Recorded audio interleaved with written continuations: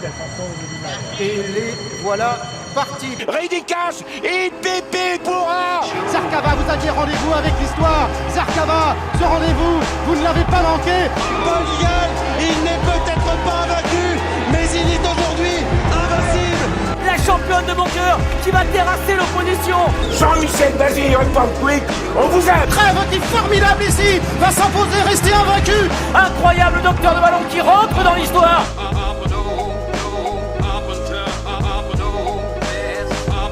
Bienvenue dans les Big Story, le podcast qui donne la parole aux acteurs du monde épique. Bonjour à tous et bienvenue dans ce 6e épisode des Big Story. Aujourd'hui nous partons à Maisons Lafitte à la rencontre d'un entraîneur breton installé là-bas, Erwan Graal. Bienvenue dans ce 6e épisode des Big Story. Bonjour Erwan, merci de nous recevoir. Est-ce que vous pouvez nous dire ce qui vous a amené dans le monde des courses ? J'ai été dans les courses depuis très petit, parce que déjà j'étais en nourrice dans un poney club. Donc tout gamin déjà j'étais au milieu des chevaux. Après mes parents ont eu des chevaux de course depuis toujours, et mes grands-parents aussi. Mon grand-père commentait un peu sur les hippodromes de Bretagne.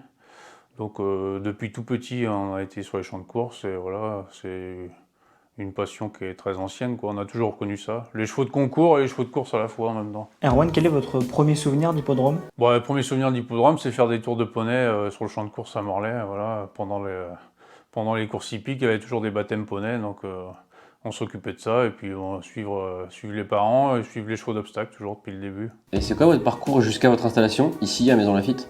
Et j'ai fait un BTS gestion et maîtrise de l'eau, voilà. C'est très intéressant pour aujourd'hui. Voilà.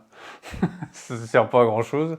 Et après, j'avais des copains qui travaillaient à la garde républicaine et tout ça, et c'était quelque chose qui me passionnait. Je suis rentré à la garde républicaine un peu pendant 2 ans. Et après, pendant ma garde républicaine, j'étais détaché au poste à cheval à Maisons Lafitte. Et du coup, j'avais des copains qui montaient le matin l'entraînement chez Thomas Trapenard, et du coup, je les ai suivis. On avait monté le matin le premier lot avant de prendre le service. Et de fil en aiguille, la passion des courses hippiques a pris le dessus et décidé d'arrêter la garde républicaine pour rentrer en tant que responsable chez Thomas Trapenard. Ensuite vous avez bossé chez Guy Chérel, c'est ça ? J'ai fait Robert Collet avant pendant 5 ans en tant qu'assistant. C'était une très grosse expérience où on nous laisse beaucoup de responsabilités, on se fait beaucoup engueuler, on apprend plus vite, c'est bien. Et j'ai noué des bons contacts avec le personnel de chez Robert Collet, avec Catherine Dubuquois qui est sa secrétaire qui gère tout là-bas. Et on l'a fait gagner à Auteuil sa Kazakh la semaine dernière avec Jobert Team. Donc voilà, c'était un clin d'œil à ces années-là et c'est très sympa. Voilà, et après 5 ans chez Robert Collet, j'ai fait 8 ans chez Guy Chérel. Et 1 an chez David Cotin avant de passer la licence. Voilà. Qu'est-ce qu'ils vous ont appris chacun, ces entraîneurs, de leur méthode ? En fait, il faut faire un melting pot de toutes les expériences qu'on a pour faire un peu sa propre tambouille. Et chez Robert Collet, c'était surtout la science des engagements. Voilà, apprendre à amener un cheval pour telle date. Il a toujours dit que la course c'est telle date, donc c'est à telle date qu'on doit être au summum et l'avoir prêt ce jour-là. Après, chez Guy Chérel, c'était surtout on a travaillé plus sur les jeunes chevaux, et voilà, beaucoup de passages, un gros développement sur la race QPS, voilà, et un travail vraiment de foncier plus important, et apprendre à connaître les pistes de Maisons Lafitte par cœur aussi. C'est ce qui a aussi décidé mon choix d'installation après pour la suite. Voilà. Et un peu plus de repères à Maisons Lafitte qu'à Chantilly, même si les 2 centres, voilà, on peut faire des gagnants en obstacle sans problème sur les 2 centres. David Cotin, il entraîne à Chantilly, il n'y a pas de problème, ou d'autres. Mais après, il faut trouver ses affinités, voir là où on se sent le plus à l'aise et où on a le plus de repères, surtout au début quand on commence.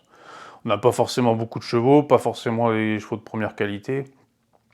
Alors si vous ne savez pas ce que vous avez dans les box et si vous ne savez pas ce que vous faites comme entraînement sur les pistes, c'est très compliqué. Donc déjà, si vous connaissez les pistes, après, vous allez réussir à savoir à peu près à quel niveau sont les chevaux que vous avez entre les mains, quoi. Vous avez la chance d'entraîner ici à Maisons Lafitte dans le cadre des installations de France Gallo. Est-ce que vous pouvez nous présenter un petit peu les installations qui sont à votre disposition pour l'entraînement des chevaux ici ? Maisons Lafitte, c'est le centre le plus important pour l'obstacle. On a un panel vraiment très important de pistes. Au niveau de l'obstacle, on est les mieux équipés. On a un gazon qui est un vrai champ de course avec des obstacles. 2 pistes de haies avec 7 haies sur le tour, corde à droite et corde à gauche. indifféremment. On peut varier les deux et on a un steeple, un vrai beau steeple sur le gazon aussi.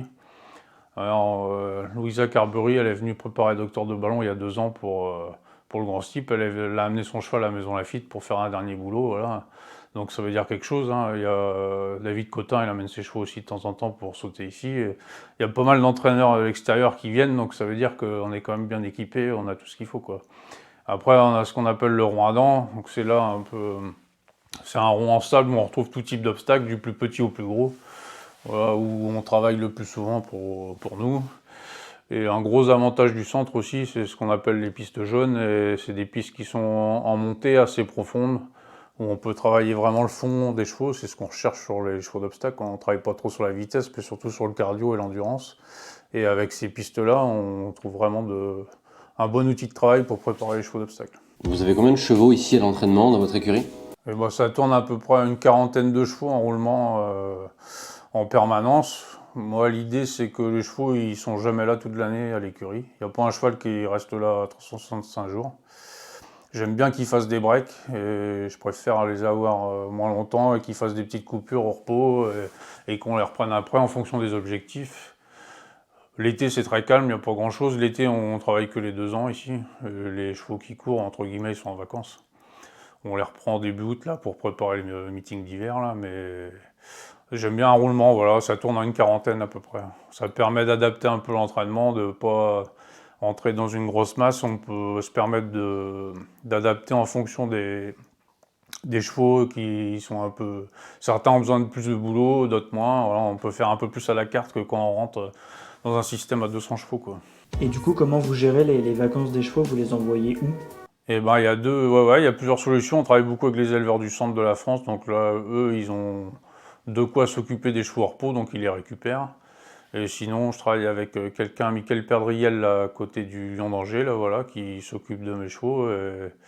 Et on fait des navettes quasiment toutes les semaines ou tous les 15 jours pour aller en chercher ou en ramener. Et voilà, donc ça se passe bien comme ça. Vous nous parliez des chevaux justement et de leurs entraînements et des programmes que vous leur préparez. Est-ce qu'il y a un style d'entraînement? Est-ce qu'il y a une méthode Erwan Graal? Bon, le style, c'est surtout la période. Voilà. Moi, je déteste courir l'été. Voilà. Ça, j'aime pas. Cette année, on n'a pas couru pendant 3 mois, je pense, avec les températures. Voilà. Après, c'est très difficile économiquement. Voilà, faut s'y tenir parce que c'est difficile de ne pas courir parce qu'il n'y a pas de gain. Cette année, avec l'augmentation des prix et tout ça, donc les charges ont vraiment beaucoup augmenté.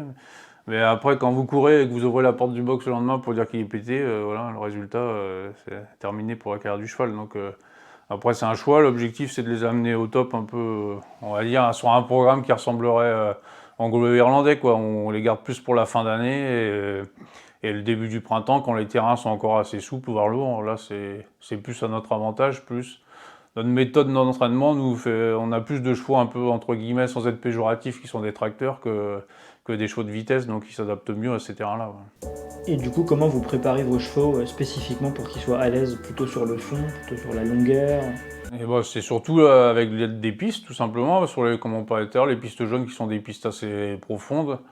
Donc on ne travaille pas trop sur la vitesse, mais même sans aller très vite, ça les rend endurants à force. Et voilà, après tout ce qui est travail sur les obstacles, quand vous sautez, c'est un travail d'endurance, voilà, de répétition. Donc c'est de la mécanique qui se met en place et c'est comme ça qu'ils prennent de la caisse, comme on dit, quoi. Et comment se passe la semaine d'entraînement d'un cheval? Est-ce qu'ils sortent tous les jours? Comment vous fonctionnez? Bah, ils sortent tous les jours, du lundi au samedi. Après, le dimanche, c'est en fonction. Le dimanche, on sort les chevaux qui vont courir la semaine suivante. Et sinon, ils vont soit au tapis roulant, soit au paddock. Voilà. Mais dans l'idée, ils sortent tous du box tous les jours. Voilà. Il n'y a pas de chevaux qui restent à rien faire. Voilà. Un cheval, c'est 500 kg de muscles.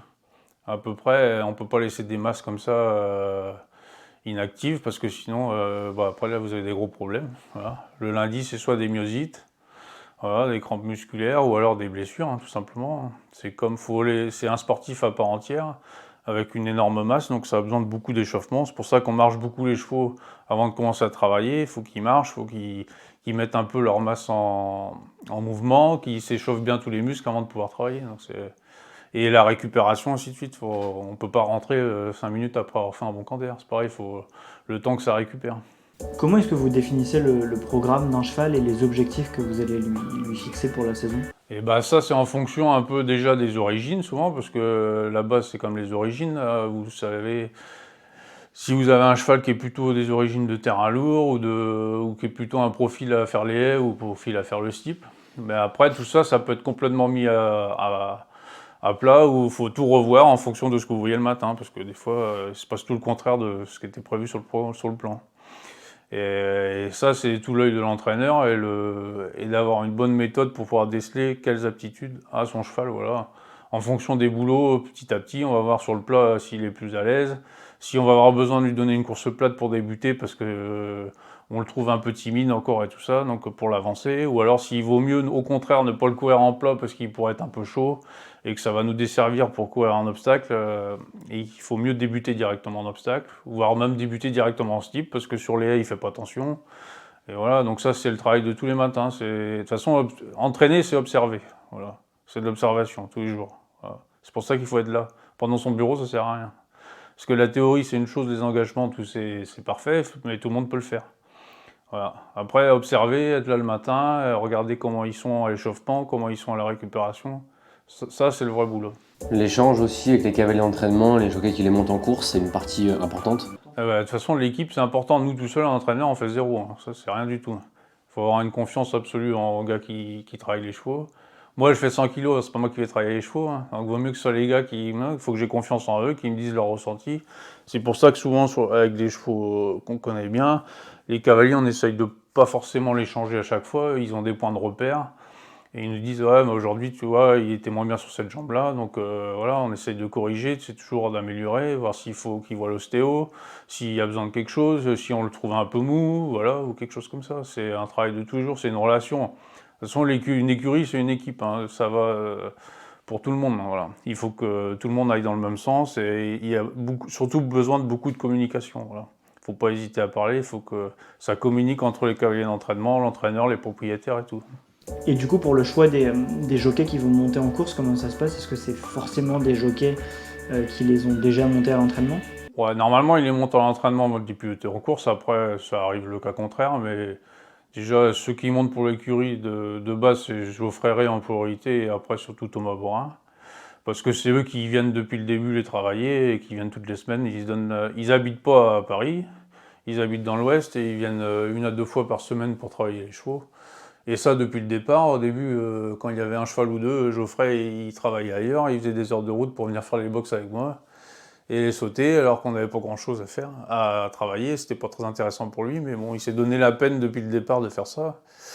Et Thomas aussi, il a rejoint l'équipe rapidement. Après, on fait appel à d'autres jockeys extérieurs parce que Geoffrey peut être blessé ou Thomas peut être blessé et qu'il faut trouver, voilà. Mais dans l'idée, c'est quand même des jockeys maison entre guillemets, voilà.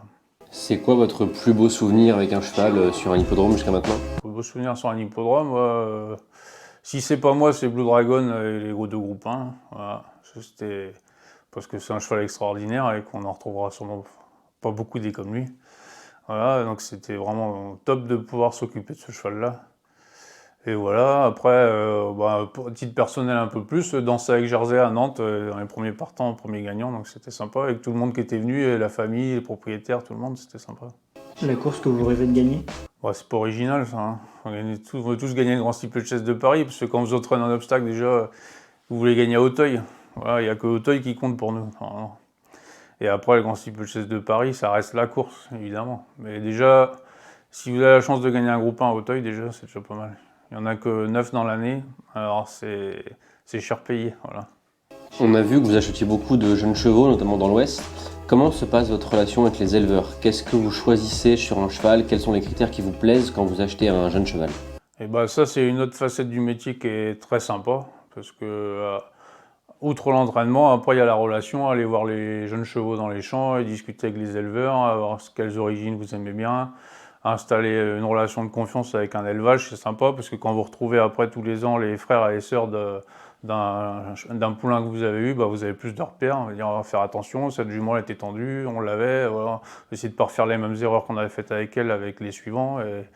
Et ça c'est bien, et puis c'est quand même sympa, hein, vous vous promenez au milieu d'un champ de 40 hectares avec 20 poulains, il y a pire comme job là, ça c'est bien.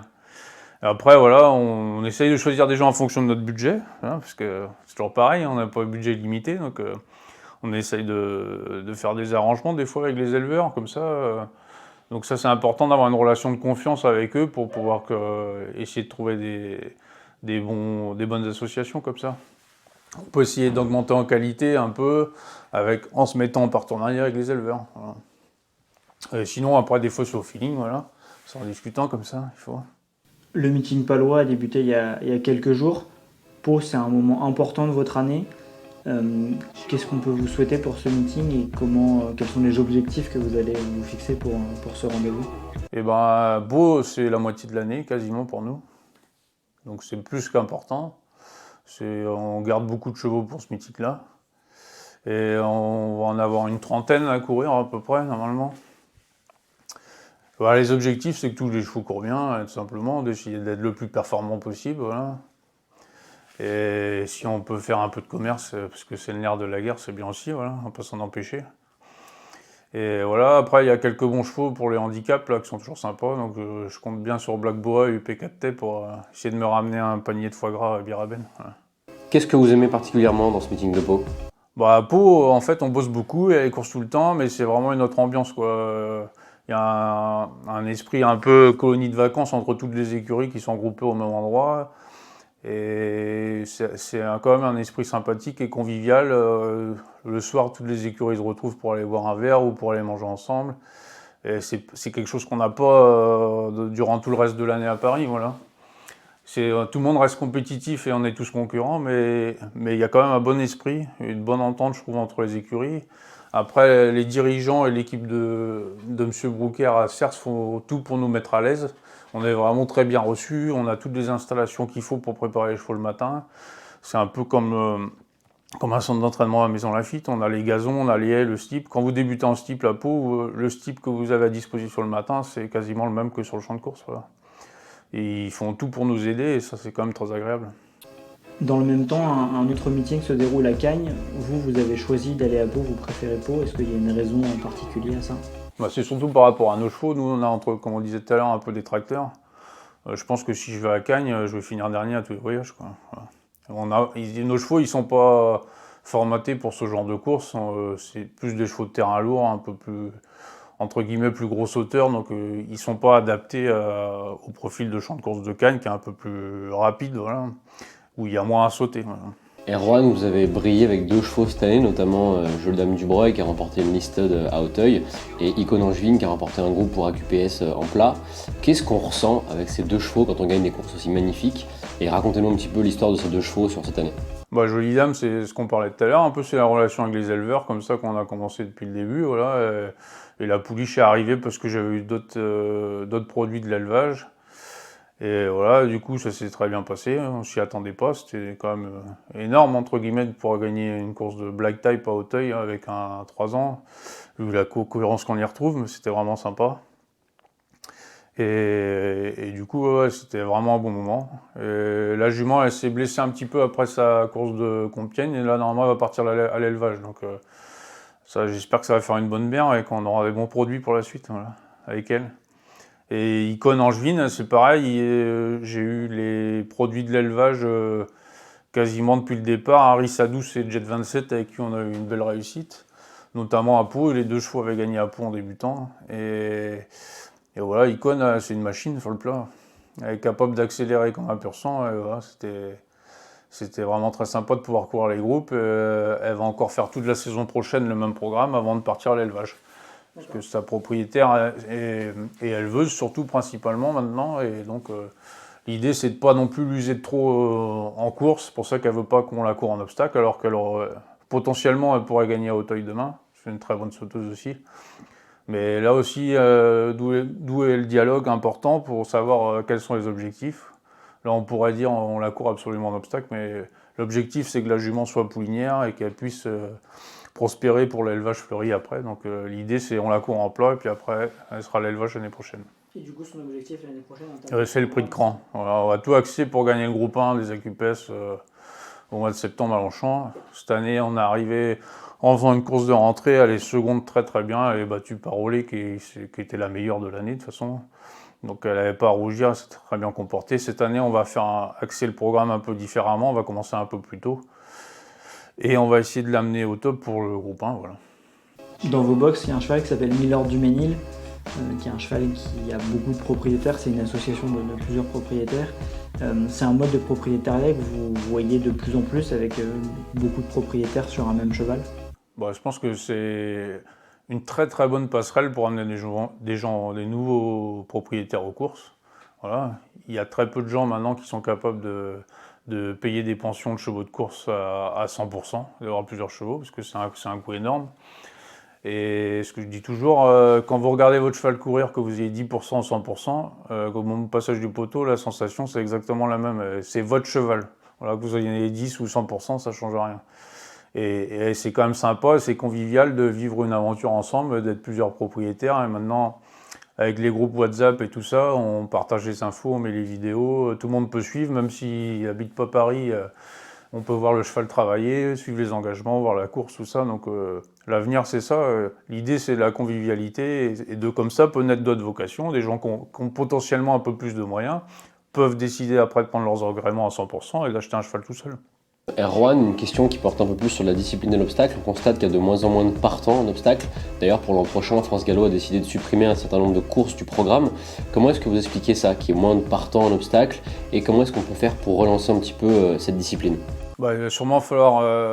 c'est ce qu'ils ont essayé de faire un peu, je pense, en supprimant quelques courses. C'est vrai que moi, je ne veux pas courir l'été, mais c'est vrai que courir les chevaux d'obstacle l'été, on sait que c'est très compliqué, quoi. Quand il fait 40 degrés et qu'il y a des champs de course où ils n'ont pas de système d'arrosage, voilà, il n'y aura pas de partants dans les courses parce que les gens, ils n'ont pas envie de casser leurs chevaux, voilà, tout simplement. Donc si on peut essayer un peu de modifier le programme et de décaler un peu le programme d'obstacle, plus vers les périodes où les terrains sont un peu plus souples, c'est quand même plus simple. Et je ne sais pas si vous avez vu maintenant, là, il y a quand même pas mal de partants dans les courses. Là. Il y avait le plein, même à Auteuil, on n'a pas eu beaucoup de courses creuses.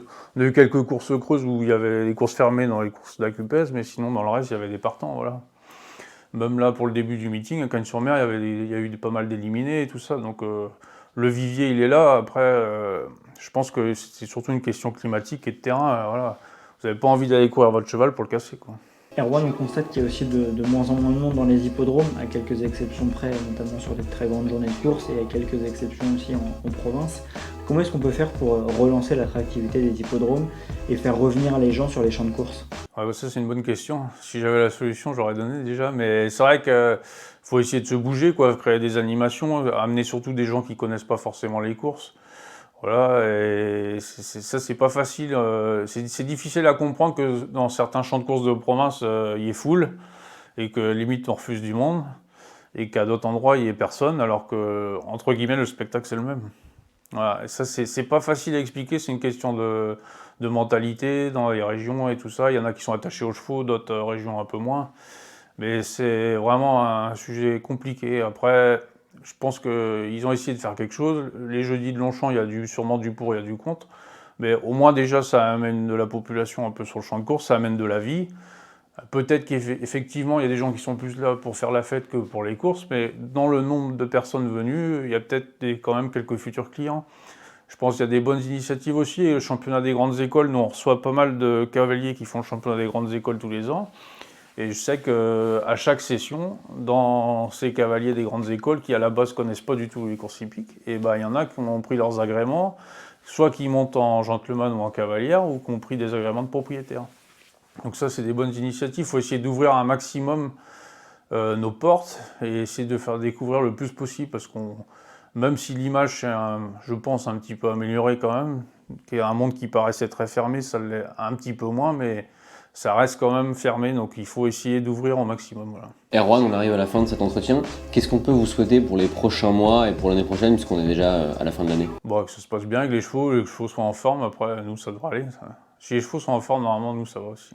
Merci beaucoup d'avoir écouté ce 6e épisode d'Epic Story avec Erwan Graal. On a pris beaucoup de plaisir à rencontrer cet entraîneur basé à Maison Lafitte qui nous en a appris plus sur ses méthodes d'entraînement, ses chevaux, ses partants et puis bien sûr ses objectifs pour le meeting de Pau qui se déroule en ce moment. On vous souhaite de joyeuses fêtes et on vous dit à l'année prochaine avec Epic Story.